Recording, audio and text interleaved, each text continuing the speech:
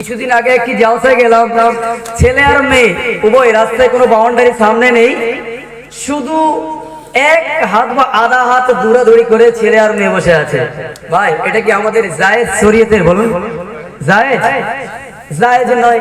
তাহলে আমরা ফরজটাকে বাদ দিয়ে, এটা তো জালসা একটা সুন্নাতে নাকি না, এটা আমাদের ফরজ। বলুন, সুন্নাতে জিনিসটাকে আমরা ফরজকে বিক্রি করে করছি। একটা কথা বলি, একবারে জীবিত কথা। একজন লোক সালাত আদায় করতে গিয়েছে, শুধু মাথায় টুপিটা নাই। একজন লোক সালাত আদায় করতে গিয়েছে কিন্তু মাথায় টুপিটা নাই।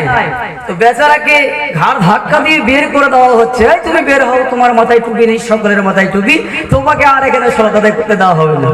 বেচারা বলছে, মাথায় টুপি হোক আর রুমাল হোক, কিছু বাদতেই হবে, নাহলে সালাত আদায় করতে দেওয়া যাবে না। একটা তখন কাজ করলো, বেচারি এমন কাজ করলো, আমাকে সালাত আদায় করতেই হবে, টাইমটা তো শেষ। অবাক, লুঙ্গিটা বাস বড় ছিল, একবারে টাকনুর ঘাটুর নিচে একবারে পায়ের পাতার কাছে নিয়ে এসে পড়েছে, একবারে কিয়া মেরে, আর পিছন দিক দিয়ে উঠিয়ে দিয়ে একবারে মাথার সঙ্গে এইভাবে বেঁধে দিয়েছে, আর বেঁধে দিয়ে পিছন ফাঁকা। আচ্ছা বলুন তো, পিছন পুরোটাই ফাঁকা, পিছন যদি পুরোটা ফাঁকা হয়, ও মসজিদে সালাত আদায় করতে গেল, কেউ কোনো কথা বললো না। ওরা কি চাইলো? মাথাতে টুপি লাগবে, কিন্তু কি হলো, তার পরিবর্তে লজ্জা ইসলাম ঢাকাটা ফরজ ছিল, মাথায় টুপিটা সুন্নাত ছিল, কিন্তু ফরজটাকেই ছেড়ে দিয়ে সুন্নাতটাকে মানলো। এটা ঠিক হলো ভাই? তো আজকে আমি পরিবেশে খুব মুগ্ধ হলাম, আলহামদুলিল্লাহ। যাকে আর বিধিয়ে না দৌড়াদৌড়ি করে কাছে সামনে দিকে এগিয়ে যায়। সামনে কি আমরা ছোটখাটো পাপ করি, ছোটখাটো পাপ করি। কি পাপ? আমি তোমাকে গাল দিলাম, রাস্তা পথ দিয়ে হেঁটে গেলাম, কোন কবরস্থানের উপর দিয়ে হেঁটে গেলাম, কোন জায়গায় গেলাম, গায়ের সঙ্গে কোন একজন মেয়ে গা লাগালো, লাগিয়ে আমি বললাম, কত আনন্দ লাগলো রে। মিষ্টির দোকানে মেলায় গেলাম, মেয়েকে সামনে পেলাম, কাছে পেলাম, হাঁটতে হাঁটতে ধাক্কা মেরে দিলাম, হয় না বাবজি?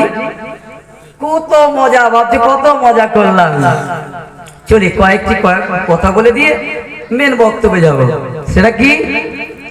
আমার মতো আপনার মতো হতভাগা জানলো না যে একটা গায়ে মেয়ের সঙ্গে গা লাগালো কত বড় পাপ হলো। পাপটা আমরা জানলাম না, জানলাম বাবজি?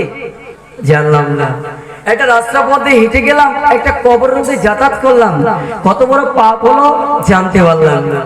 আপনি নিশা খান, সারাদিন মাতাল হয়ে থাকলেন, আপনি কত বড় পাপ করলেন বাজি জানতে পারলাম না। জিনা কোনো কিছুই জানি না।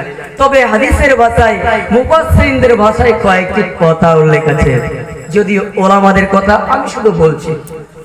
সেটা কি? বন্ধু, কোন একজন যাত্রী যদি রাস্তার পথ দিয়ে হেঁটে যায় আর জেনে শুনে একটা মহিলার সঙ্গে গাকে লাগালো, তুমি তোমার শরীরে উত্তেজিত করলা, কত নরম মেয়ে ছেলের গা, কত ভালো লাগলো।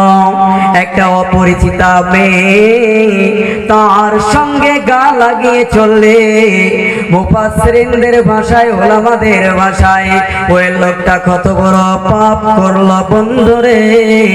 পাপটা হলো একটা চাঁদির কাঁটো দিয়ে যদি মাথাতে পুঁতে দেওয়া হয়, আর পুঁতে দিয়ে বের করে দেওয়া হয়, আর বের করে দেওয়ার পর রক্ত বইতে বইতে বইতে বইতে বইতে বইতে রক্ত শূন্য হয়ে যদি মারা যায়, তবে শিকার বন্ধুরে, খবরদার কোনো অপরিচিতা মহিলার সঙ্গে জেনে বুঝে গায়ের সঙ্গে গা লাগানো যাবে না। নম্বর 2, পৃথিবীর যত বেশ্যা নারী আছে, যত রান্ডি নারী আছে, যারা সব সময় অপর পুরুষের সঙ্গে জেনা করে, আর জেনা করার পর এত তারা তৃপ্তি আনন্দ ভোগ করে, এমত অবস্থায় তারা উত্তেজিত হয়।